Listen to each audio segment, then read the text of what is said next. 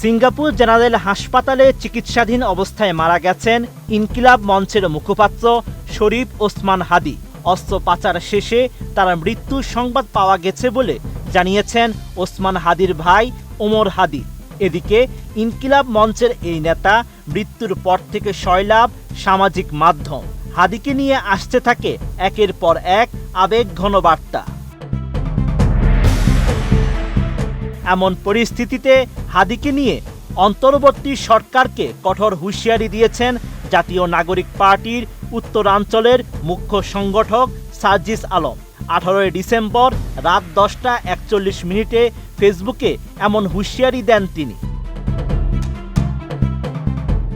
ফেসবুকে সার্জিস লিখেছেন, অন্তর্বর্তীকালীন সরকার শহীদ হাদী ভাইয়ের খুনিদের যতক্ষণ পর্যন্ত ভারত ফিরিয়ে না দেবে ততক্ষণ পর্যন্ত বাংলাদেশে ভারতীয় হাই কমিশন বন্ধ থাকবে। তিনি আরও লিখেছেন, now or never, we are in a war.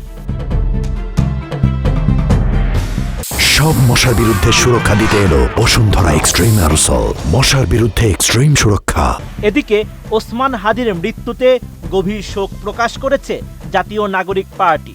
শোক বার্তায় বলা হয়, ইনকিলাব মঞ্চের মুখপাত্র, গণ অভ্যুত্থানের পর গঠিত জাতীয় নাগরিক কমিটির অন্যতম সদস্য ও ঢাকা ৮ আসনের স্বতন্ত্র প্রার্থী শরীফ ওসমান হাদী আজ সিঙ্গাপুরে চিকিৎসাধীন অবস্থায় ইন্তেকাল করেছেন। তাদের এই সহযোদ্ধার মৃত্যুতে এনসিপির সর্বস্তরের নেতাকর্মীরা গভীরভাবে শোকাহত। এনসিপি মরহুমের বিদেহী আত্মার মাগফিরাত কামনা করছে এবং তার শোক সন্তপ্ত পরিবার পরিজনের প্রতি গভীর সমবেদনা জানাচ্ছে।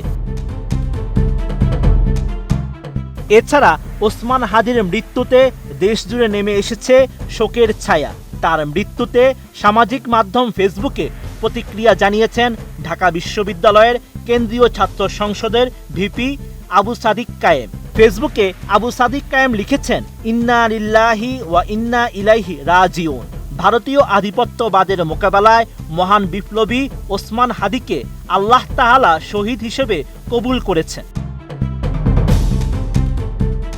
এর আগে 18 ডিসেম্বর রাত 9:30টার দিকে সিঙ্গাপুর জেনারেল হাসপাতালে হাদীর মৃত্যু হয়।